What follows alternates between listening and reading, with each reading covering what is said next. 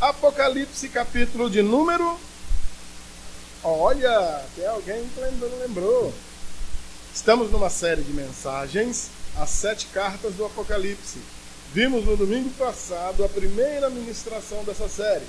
A primeira carta, a primeira dessas 7 igrejas, que era a igreja de Éfeso. Amém?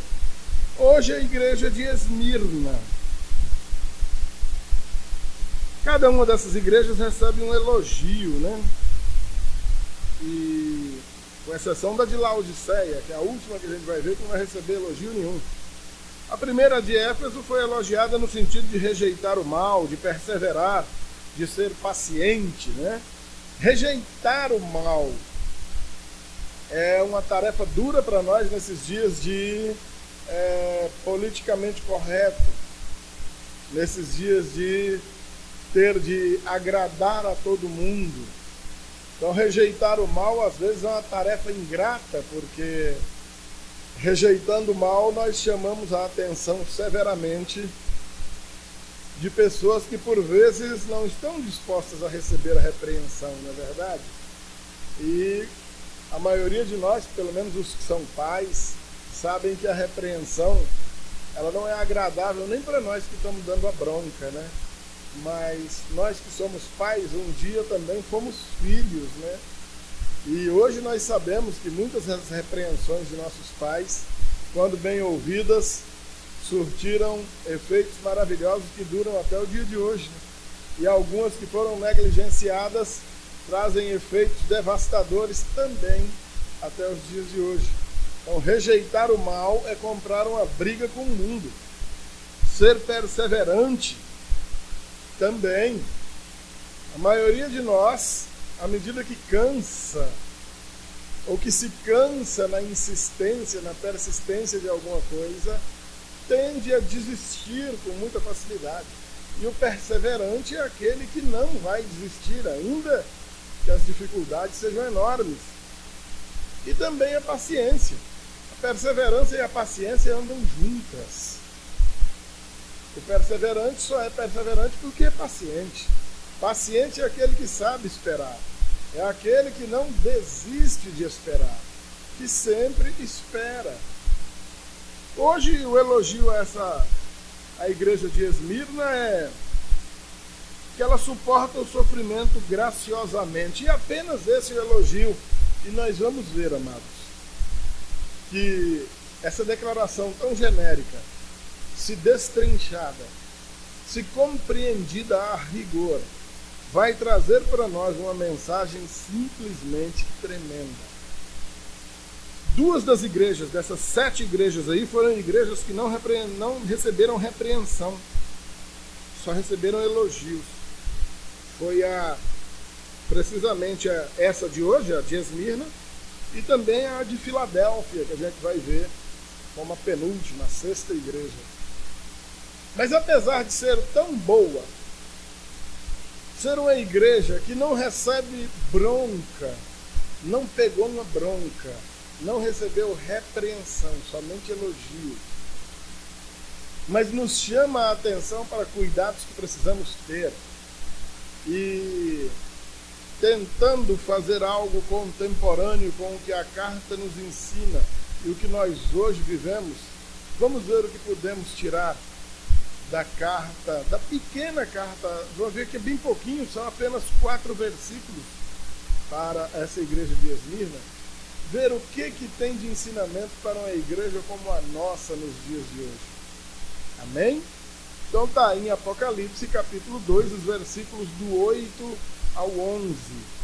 E diz assim: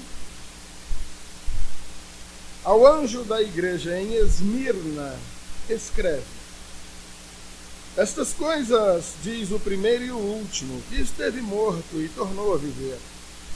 Conheço a tua tribulação, a tua pobreza, mas tu és rico, e a blasfêmia dos que a si mesmos se declaram judeus e não são, sendo antes sinagoga de Satanás.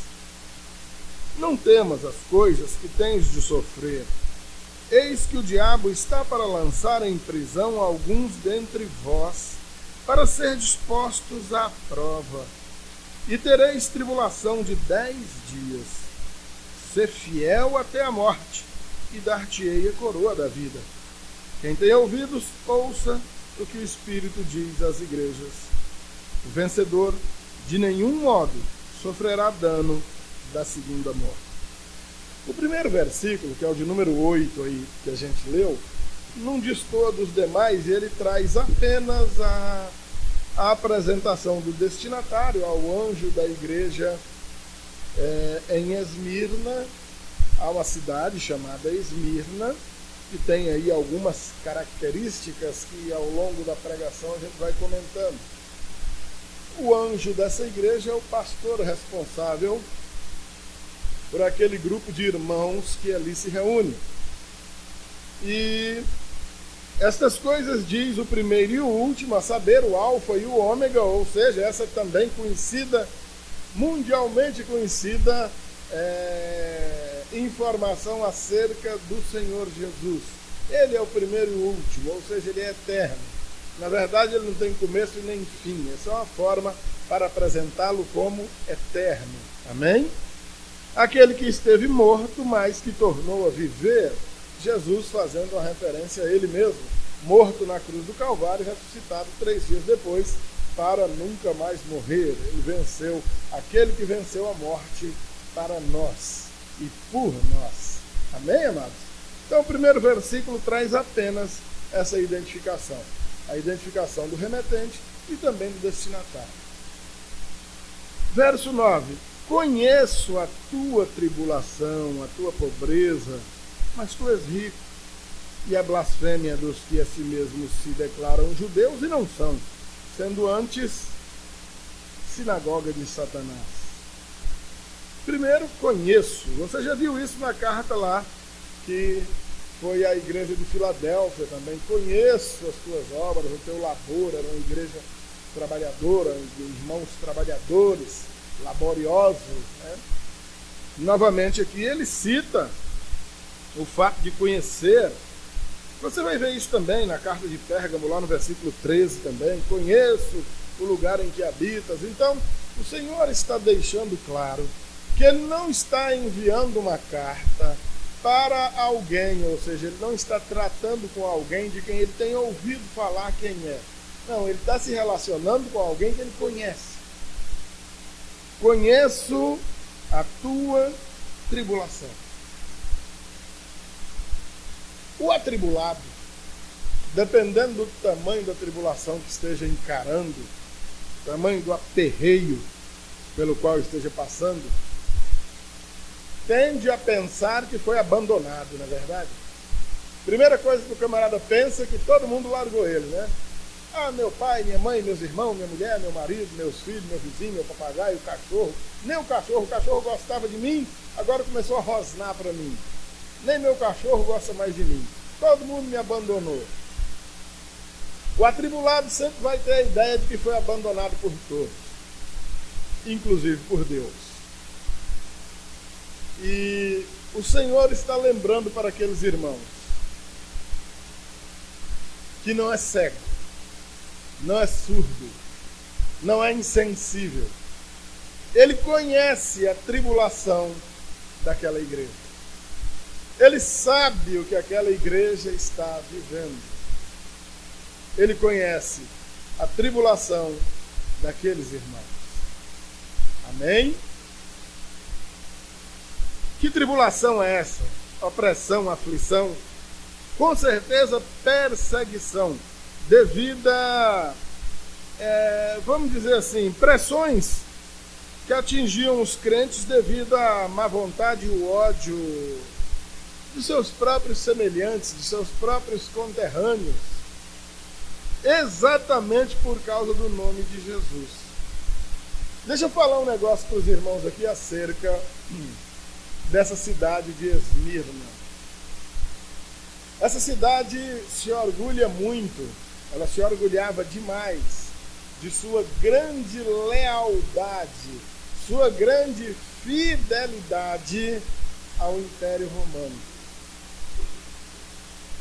Em muitas outras cidades ocorriam levantes, insurgências contra o Império, grupos de rebeldes, de rebelados. Em Esmirna, muito raramente se ouvia falar em algo parecido. A cidade de Esmirna é tão discreta que você só vai ver a citação a ela exatamente aqui. Você pode procurar no restante do Novo Testamento todinho que você não vai ver falar nessa cidade. Apesar de você não ouvir falar nessa cidade, existia lá uma igreja. Lá havia um grupo de irmãos. Amém, queridos? Em virtude dos irmãos dessa cidade estarem habitando no meio de um povo que se gloriava por ser tremendamente leal e fiel ao Império Romano, e por serem eles adeptos a uma religião ilegal, a religião cristã na época, podemos dizer isso, viam-se então perseguidos tanto por seus conterrâneos gentios, como por seus próprios conterrâneos que ali morassem e que fossem judeus. Sofriam perseguição por duas frentes. Os judeus daquele lugar os perseguiam e os gentios daquela cidade também os perseguiam. Em virtude dessa perseguição, o sofrimento daqueles irmãos era tremendo, era grande. Não havia para onde correr. Em alguma outra cidade, aquela fidelidade, aquela lealdade toda ao Império Romano não existia. Como em Corinto, como em Éfeso, por exemplo, e em outras tantas cidades, onde era meio relaxado, não era o caso de Esmirna. Também haveriam judeus mais relaxados, mais tolerantes em outros lugares, que também não era o caso de Esmirna. Então a lealdade e a fidelidade dos habitantes daquela cidade ao Império Romano levava aqueles irmãos da igreja de Esmirna a sofrerem uma perseguição um tanto mais violenta, um tanto mais eficaz, por assim dizer. E nessas horas, o que mais acontece com alguém que está em Cristo é pensar: rapaz, a vidinha sempre teve difícil, rapaz.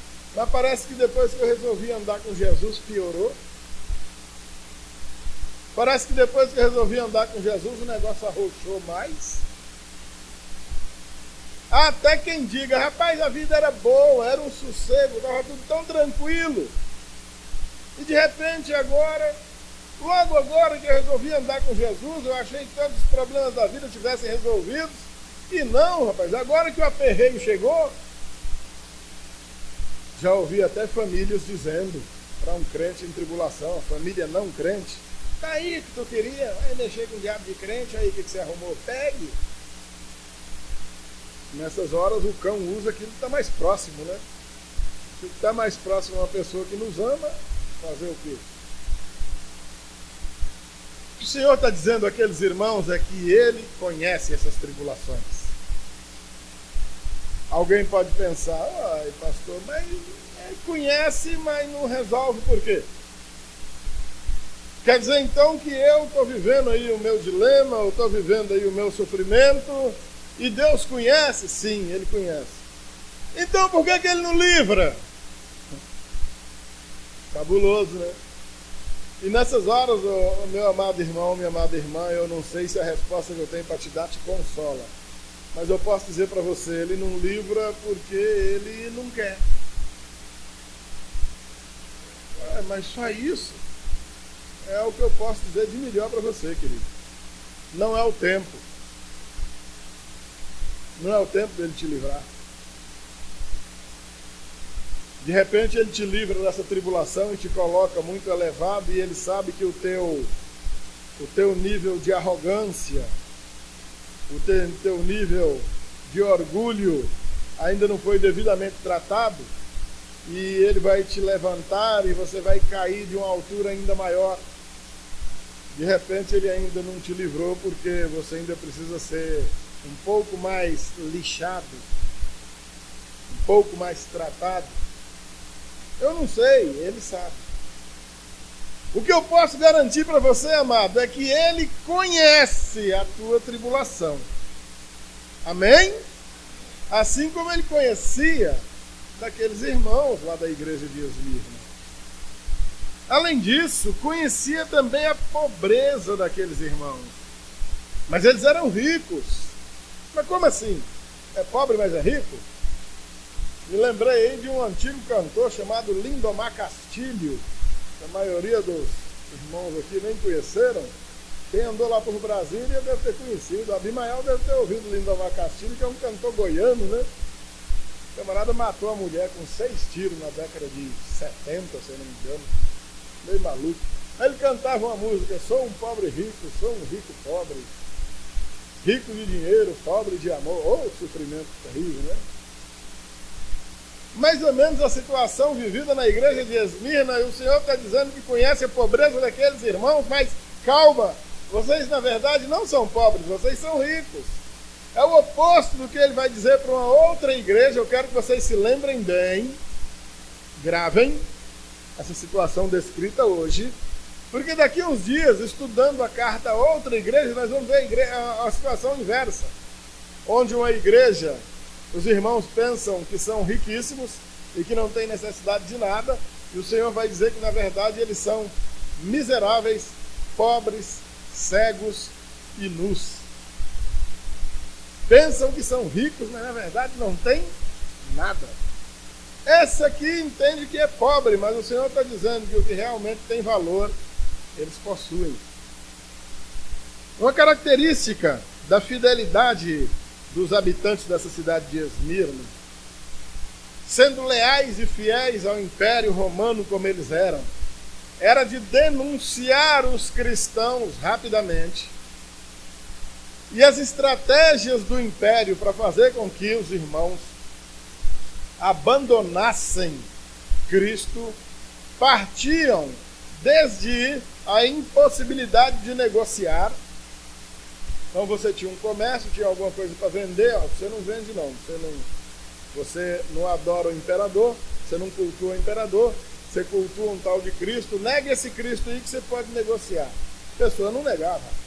Crente de verdade não negava. Então tudo bem, já que você não vai negar, então nós vamos tomar a sua propriedade. Tomava a propriedade da pessoa. Tomava a casa, deixava a pessoa na rua. Conta a história de um cidadão, se eu não me engano, Nicodemos, o nome desse camarada, morador da cidade, que era um homem milionário. Ele trabalhava com níquel. E tomaram tudo que a família do Nicodemos tinha, e há relatos históricos das filhas desse camarada revirando o lixo da cidade para procurar alguma coisa para comer. Mas não negaram Jesus, não negaram o nome do Senhor. Era uma característica deles. E pegar a pessoa, depois de tudo isso, a pessoa ainda não negava a Cristo, então lançava a pessoa na prisão. Então você vai ser preso, espancava, depois prendia. E sempre na expectativa de que o camarada negasse Jesus. O cara não negava Jesus, então matava o camarada. Pronto. Morria. Então a situação era essa. Os irmãos daquela igreja já compreendiam a sua pobreza como algo inerente à vida cristã. Irmãos que aguardavam a vinda de Jesus a qualquer momento, o seu encontro com o Senhor Jesus a qualquer momento, e que se desprenderam completamente dos bens materiais, de modo que quando o império os arrochava, nós vamos tomar seus bens. Tudo bem, pode tomar, não tem mais nada nessa terra mesmo. Então eram irmãos que passavam a viver grande necessidade financeira. Irmãos, cá para nós, da televisão aí, pedem dinheiro aí desesperadamente, e afirmam, contam, mostram aqueles testemunhos aí que vocês estão careca de ver. O camarada então vai e participa de determinada campanha, empurra dinheiro lá na campanha, e por conta disso o cara fica rico. E eles vão associar essa bênção de Deus a esse resultado financeiro, material. Esses camaradas, eles se chocam, assim, um choque frontal de 2 trem de carga, quando chega na interpretação de um texto como esse. Porque o que acontecia com esses irmãos era exatamente o oposto do que esses vagabundos pregam. Nós temos exemplos mais light, por exemplo, o Barnabé, parceiro de Paulo em suas primeiras viagens missionárias. Barnabé era um negociante de frutas, que era natural de Chipre, e o Barnabé, tão logo se converteu, vendeu sua propriedade, pegou o dinheiro, entregou na mão dos apóstolos e deixa eu ir fazer minhas missões, deixa eu ir pregar o evangelho. Nós não temos exemplo de nenhumzinho, só, que tenha entregue a vida para Jesus e depois disso tenha enricado. Nenhum. Agora, exemplos de pessoas que entregaram a vida para Jesus e quebraram, nós temos as centenas. É só ler sem lentes preconceituosas que você encontra. Porque quem encontrou o Evangelho, quem encontrou Jesus, encontrou um verdadeiro tesouro. Um tesouro de valor incalculável. E as coisas desse mundo para ele passam a não ter mais nenhum valor. O Senhor está dizendo, eu conheço a pobreza de vocês, só que vocês não são pobres. Vocês podem ser pobres com relação às coisas desse mundo, mas com relação àquilo que o dinheiro não pode comprar, vocês são ricos. Amém, amados?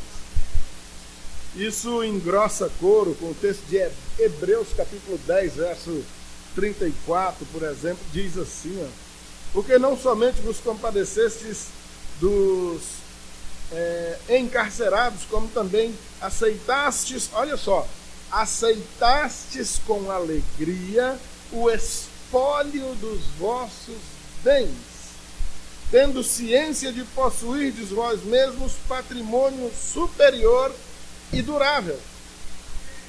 O que o autor de Hebreus está exaltando naqueles irmãos é exatamente o fato deles terem suportado, olha só, com alegria o espólio de seus bens, ou seja, as autoridades tomaram o patrimônio que eles tinham e eles se alegraram com isso. Eita! Detalhe, hein, amado? Isso é por causa do nome de Jesus, viu? Se o banco está tomando alguma coisa tua aí e Jesus não está nesse negócio, tem nada a ver uma coisa com outra. Porque tu está devendo o banco lá e tu tem que pagar o banco mesmo. Não confunda as coisas, não. Igual um casal sem vergonha, o famoso casal Hernandes, os pastores presidentes de uma denominação chamada Renascer em Cristo, entrando nos Estados Unidos, fugindo aqui do Brasil, deram calote num monte de aluguel, que não pagaram ninguém, não pagaram funcionário, escolas que abriram e fecharam, deram cano em meio mundo, fugindo para os Estados Unidos, levando dólares escondidos na Bíblia, fizeram um buraco na Bíblia, encheram de dólar, foram presos, puxaram lá uma cadeia e de lá de dentro o vagabundo do tal do apóstolo, logo de cara, se você vê um apóstolo nos dias de hoje é porque ele não é crente. O tal do apóstolo então dizendo, nós estamos sendo perseguidos por causa do nome de Jesus. Vagabundo. Perseguido por causa do nome de Jesus o quê? Perseguido porque é ladrão. Estava preso porque era bandido. E deveria estar preso até hoje, mas não está. Está aqui pelo Brasil e assim de seguidores. A igreja tem milhares de seguidores. O povo tatua, né? Está cheio de tatuagem. Renascer até morrer, né? Todo tatuado. Ainda por cima são idólatras, né? Esses irmãos sofriam isso por causa do nome de Jesus. A perseguição era por causa do nome de Jesus. Não vão confundir as coisas. Ainda, na declaração, mas tu és rico, lembrando, por exemplo, das riquezas espirituais descritas em Romanos 8,17, que diz, ora, se somos filhos, somos também herdeiros, herdeiros de Deus e co-herdeiros com Cristo. Se sofremos com Ele, né, também com Ele seremos glorificados. E o verso 18, porque para mim tenho por certo que os sofrimentos do tempo presente não podem ser comparados com a glória a ser revelada em nós. Amém, amados? Nada se compara ao que Deus tem para nós. Não se deixe ser iludido, tapeado por bens materiais nessa terra. Lembrando logo que Jesus começou a pregar, logo que o ministério de Jesus começou, no Sermão do Monte, Jesus já advertiu aos crentes nesse sentido. Não ajunteis tesouro na terra, onde o ladrão rouba, a traça e a ferrugem corrói. Ajuntai tesouro no céu, onde o ladrão não escava e rouba, onde a ferrugem e a traça não rói. Amém, amados? E dinheiro não tem como tu pôr no céu. Ouro não tem como tu pôr lá. Nada disso tu vai levar. Se ajunta tesouro no céu, fazendo a vontade de Deus. E uma das formas de se fazer essa vontade de Deus é abrindo mão dessa terra e de todas as coisas que nela existem. Amém, queridos? Haveremos de ser como Cristo é, de compartilhar sua natureza e de participar do que ele possui. É claro, é certo da sua divindade. Ele é Deus, nós nunca seremos Deus. Ainda, o Senhor disse no versículo 9 que conhecia também a blasfêmia de uns que se diziam a si mesmos, se declararam judeus, mas que não eram. Também, Romanos capítulo 9, versículo 6, Paulo lembra que porque nem todos os de Israel são de fato israelitas. Eles eram judeus nacionalmente falando, eles eram judeus na carne, eram circuncidados, guardavam a lei, mas no coração eles não eram. Se diziam judeus, mas não eram. Seu comportamento não era de servos de Deus. O seu viver diário não era de pessoas que temiam a Deus. Pelo contrário, eles perseguiam os servos de Deus. Eles rejeitaram o Filho de Deus. Estão entendendo, amados? Eles eram contrários ao ensinamento de Cristo. Eles tinham seu próprio ensinamento. E o seu próprio ensinamento não batia com o ensinamento do Senhor. Por isso, o próprio Senhor Jesus usa aí essa afirmação que nós podemos ter como pesada, não é, irmãos? Ao final do versículo 9. Antes, sendo sinagoga de Satanás. Não era uma sinagoga de Deus. Não era um ajuntamento de servos de Deus, mas um ajuntamento de servos de Satanás. Mas se diziam religiosos. Estão entendendo, amados? Amém? Compreendem?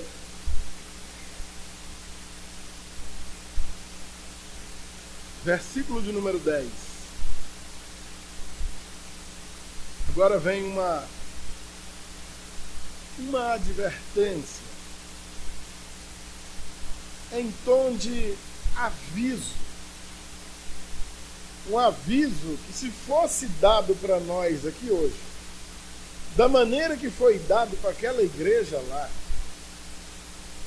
talvez faria com que pelo menos a metade de nós fosse embora e não voltasse aqui mais nem. Olha só. Não temas as coisas que tens de sofrer. Ora, amados, aquele povo já está sofrendo. A igreja do Senhor na cidade de Esmirna já sofre horrores. No versículo anterior, o Senhor está dizendo que conhece a tribulação deles, conhece a pobreza deles. Mas, como diz um ditado nosso bem engraçadinho aqui, que na verdade não tem graça nenhuma, nada está tão ruim que não possa piorar, né? E o Senhor então vem avisando: não tema as coisas que tens de sofrer. Está ruim, mas pode piorar. Confia em Deus. Eis que o diabo está para lançar em prisão alguns dentre vós. Puxa vida. As perseguições, açoites, humilhações e até morte dos crentes por parte de seus opositores são literalmente consideradas como obras do diabo. É assim que Jesus está comparando. E serão lançados alguns em prisão para ser dispostos à prova. Mas como assim? Eu posso ser mais provado? Peraí, o que eu tinha eu já perdi. Para mim negociar foi exigido que eu negasse o nome de Jesus e eu não neguei. E me proibiram de negociar. Disseram que se eu não negasse o nome de Jesus ia tomar meus bens, já tomaram. Mas e alguém que não tinha bem nenhum, quem não tivesse de ser tomado? Tudo bem, então você vai ser lançado na prisão. Negue Jesus, senão você vai para a prisão. E aqueles irmãos não negavam. E tereis tribulações de 10 dias. Há muita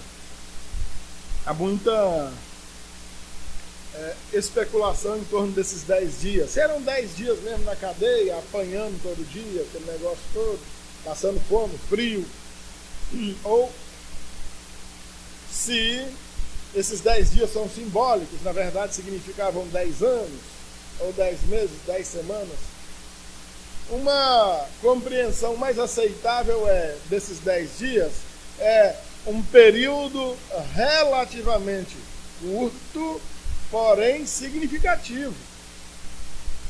Não era uma prisão perpétua, era uma prisão que ia durar um certo tempo, mas esse tempo causaria dores, causaria males, ia arrochar um pouco mais a tribulação. Estão entendendo, amados? E a declaração do Senhor a esse respeito foi: ser fiel até a morte. Esse chamado à fidelidade era um chamado à comparação, à característica do povo daquela cidade. Eles não se gloriavam de serem fiéis a Roma, ao império, da mesma maneira que aquela população pagã era orgulhosa de ser fiel ao império. O que Jesus está instigando aquelas pessoas a fazer, está animando, incentivando aquelas pessoas a serem, é tão fiéis quanto aqueles ímpios. Assim como eles são fiéis ao império, sejam fiéis a mim. Antes de se converter, vocês também se diziam fiéis ao império. Aquela mesma fidelidade que vocês se orgulhavam de ter, continuem se orgulhando e tenham orgulho dessa fidelidade, só que agora a mim, a Jesus. Amém, amado? Essa era a instrução. Ser fiel até a morte. Não desanime. Não seja infiel. Não desista. Ainda, na comparação, e te darei a coroa da vida. A coroa da vida já é citada como um item que confirma a salvação, quando então nós tivermos deixado esse corpo físico, essa terra. Essa coroa da vida é exatamente a confirmação da salvação. Tá? Ninguém tem coroa agora, não tem coroa nenhuma agora. E é preciso entender, amado, a metáfora aqui. Mais uma vez, Jesus está fazendo uma comparação com algo que para o povo daquela cidade era levado em grande consideração, que era o culto à deusa Cibele daquela cidade. A deusa Cibele era cunhada no verso das moedas com uma coroa na cabeça, e o formato da coroa imitava os muros da cidade, pelos quais a cidade se orgulhava de ser muito segura, de desfrutar de grande segurança em virtude de seus altos e bonitos, belos muros, suas muralhas. Se a deusa daquela cidade tinha uma coroa que garantia aquela segurança, que a gente sabe que mais cedo ou mais tarde terminou por cair, porque nenhuma cidade daquela região permaneceu de pé, todas elas caíram. O que o Senhor está dizendo é que a coroa que Ele dá, ninguém perde. A confiança na moeda, ou nas muralhas, ou mesmo na deusa Cibele, era uma confiança inútil. Mas a coroa da vida que o Senhor estava prometendo era uma coroa impossível de ser tomada. Aquele que a recebe estava para sempre seguro. Amém, amados? Aquele que fosse fiel até a morte receberia do Senhor essa coroa da vida e confirmado estava para sempre seguro com o Senhor. Amém? Isso a gente tem no final ainda da carta, quando ele lembra, olha, as outras cartas nem têm um final como esse. Quem tem ouvidos ouça o que o Espírito diz às igrejas, isso aí todas elas vão ter. Quem tem ouvidos espirituais, porque mesmo a pessoa não sendo surda, muita gente vai ouvir, mas não vai entender nada, porque os ouvidos não são espirituais. Quem tem ouvidos, ouça o que o Espírito diz às igrejas. O vencedor, olha o que vai acontecer com o vencedor? O vencedor, de nenhum modo, sofrerá dano da segunda morte. Amados irmãos, prestem atenção numa coisa. Todos nós vamos morrer. Haverá no dia da volta do Senhor um grupo seleto aí de gente que não vai experimentar a morte. Talvez sejamos nós. O Senhor pode chegar aí de hoje para amanhã e achar a gente vivo. Nós vivemos também sob essa expectativa. Todavia temos uma outra certeza: se o Senhor não chegar, nós vamos morrer. Todos vão morrer. Gente tão bonita morrendo, gente novinha morrendo, gente velha morrendo, gente pobre morrendo, gente rica morrendo, reis morrendo, mendigos morrendo, todo mundo morrendo. Ninguém está nesse mundo aqui como semente. Todos vamos morrer. Amém, amados? Entendem isso? Agora, a promessa do Senhor é que aqueles que com Ele estiverem, esses que forem fiéis até a morte, esses que vão receber dele uma coroa, a coroa da vida, esses de maneira nenhuma experimentarão uma segunda morte. Embora todos morram, aqueles que estão em Cristo só morrem a primeira morte, a morte natural.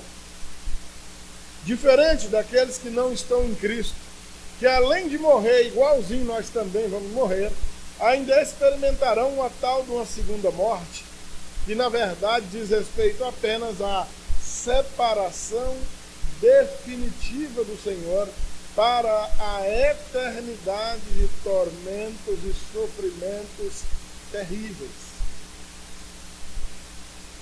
Mas aqueles que estão com o Senhor, de maneira nenhuma experimentarão essa segunda morte.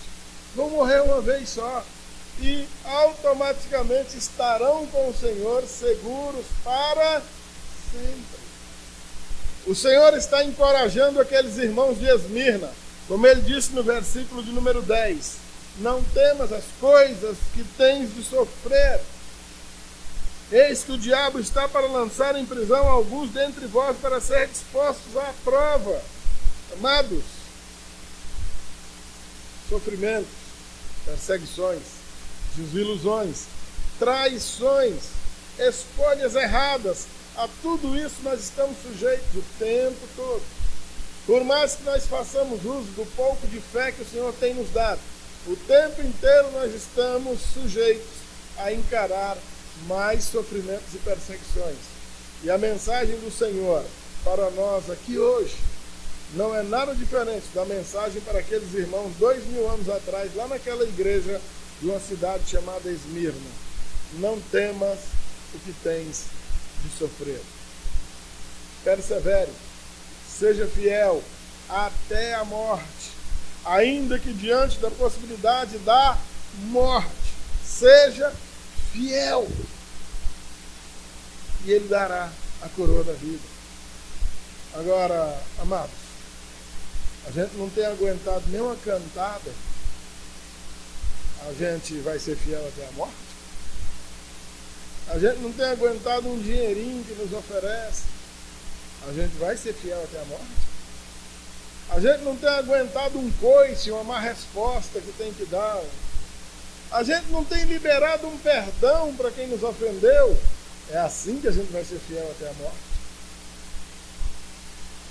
Amados, aqueles irmãos aprenderam a ser fiéis até a morte, experimentando, não poder negociar, perdendo todos os seus bens, espancados, jogados em prisão, literalmente assassinados, um na frente do outro. Matava um aqui agora com todo mundo olhando. Agora vem ser o próximo aí, João Paulo. Vem você morrer também. Nega Jesus aí que você vai morrer também, não. João Paulo morria também.